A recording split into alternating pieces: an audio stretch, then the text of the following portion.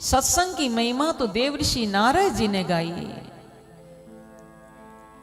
और स्वयं भगवान वेद व्यास जी से अपने पूर्व जन्म की कथा सुनाई। तो देवऋषि नारद जी ने कहा, मैं दासी पुत्र था, चातुर्मास चल रहा था, मेरे पिता स्वर्ग सिधार गए, मेरी माता किसी सेठ के यहाँ काम करती थी। तो एक बार एक आश्रम में काम करती थी, सेवा करती थी, झाड़ू लगाती थी, गौशाला में गौओं की सेवा करती थी। मैं अपनी माँ का हाथ बटाता था। एक बार वहां पर 4 महीने के लिए चातुर्मास करने के लिए कोई संत पधारे। मुद मंगलमय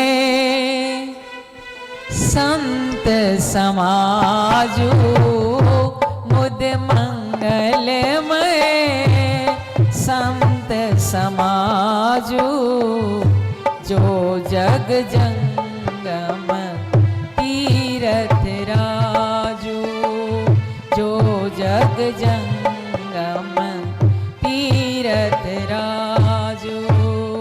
मुद मंगलमय संत समाजू, मुद मंगलमय संत समाजू, जो जग जंगम तीरथ राजू, जो जग जंगम तीरथ राजू। संतों का समाज कैसा है? मुद कहते हैं जो आनंद देता है, और मंगल कहते हैं जो जीवन का कल्याण करता है। मुद मंगल में संत समाजू, जो जग जंगम तीरथ राजू।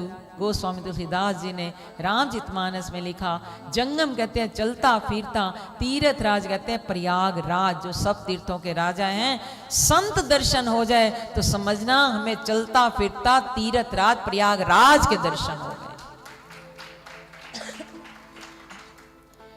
तो चातुर्मास आया, नारद जी ने कहा मैं उन संतों की सेवा में लग गया। मेरी माँ ने मुझे सिखाया कि इनके लिए फूल लेकर आओ, इनके चरण धो, इनको भोजन परोसो। तो सब प्रकार से मैं सेवा करता था। मेरी सेवा से संत जन बड़े प्रसन्न हो गए, और वो क्या करते थे, मेरे लिए जानबूझकर थोड़ी सी प्रसादी छोड़ देते थे। किसी संत की जूठा प्रसाद मिल जाए तो अपना समझना हमारा कल्याण हो गया। और संत सभी को देते नहीं है, कोई भाग्यशाली को मिलेगा जो उसका पात्र हो। तो प्रसादी पाकर नारद जी ने कहा, मेरा मन भगवान के चरणों में लगने लगा। मैं भाग भाग कर जाता था, जो भी वो काम बताते थे भाग भाग कर करके आ जाता था। चातुर्मास समाप्त होने को आया, और एक दिन वो वापस जाने लगे। जैसे संत जन वापस जाने लगे तो मेरा मन विचलित हो गया, और मैं उनके चरणों में गिर गया। हे महात्मा जी, हे संत जी महाराज, मेरा क्या होगा? 4 महीने इतना लगन लग गई उनसे, महापुरुषों से। तो नारद जी ने कहा कि मुझे साथ ले चलिए। उन महापुरुषों ने कहा, अभी नहीं, अभी तुम्हारी माता है, तुम पर जिम्मेवारी है, रिस्पॉन्सिबिलिटी है, उसकी सेवा कौन करेगा? पिता तो है नहीं तुम्हारे। 12 अक्षर का मंत्र देकर गए उनको, ओम नमो भगवते वासुदेवाय। सबसे उच्च कोटि का मंत्र है, और अगर ये मंत्र आपको सदगुरु से मिला है दीक्षा के रूप में, तो इसको जोर से उच्चारण मत कीजिएगा। हमारे यहाँ जब गुरुदेव दीक्षा देते थे, पहले ही हमारी ड्यूटी लगाते थे, इनको गाइड करो, समझाओ सब। गुरु मंत्र हमेशा मन में जपना चाहिए। होठ ना हिले, जीभ तो बहुत दूर की बात है, जीभ भी ना हिले, होठ भी ना हिले। जितना मानसिक जाप करेंगे, मन से करेंगे, और एक हैबिट हो जाएगी, तो अंतमति सो गति।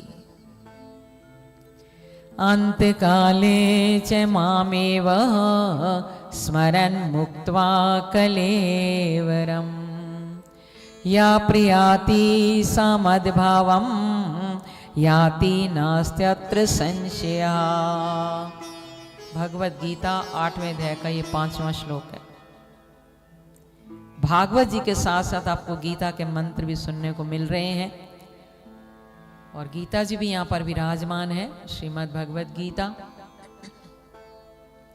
अंत काल में मेरा सुमरन करते हुए जो शरीर छोड़ता है वो मेरी प्राप्ति करता है। There is no doubt at all.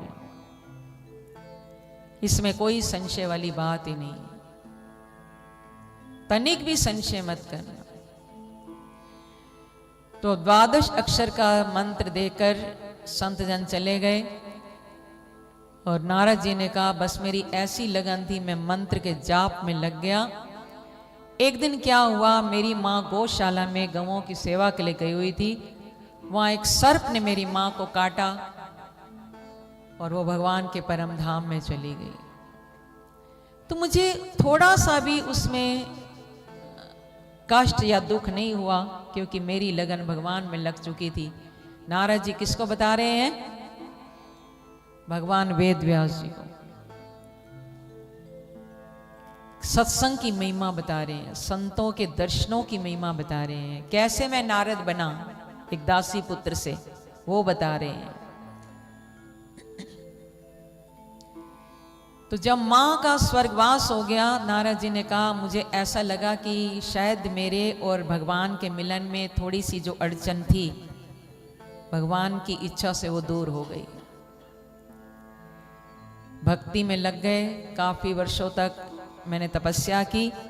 भजन करते करते करते करते एक दिन मुझे भगवान का दर्शन हुआ। तो भगवान ने कहा कि अब तुम ब्रह्मा जी के मानस पुत्र के रूप में जन्म लोगे और तुम्हारा नाम होगा देव ऋषि नारद। बोलो देव ऋषि नारद जी की। ये भगवान के दूसरे अवतार का नाम भी है। तीसरे अवतार, जो 24 अवतार हैं उनमें अवतारों में भी देव ऋषि नारद भगवान के अवतार हैं 24 अवतारों में से।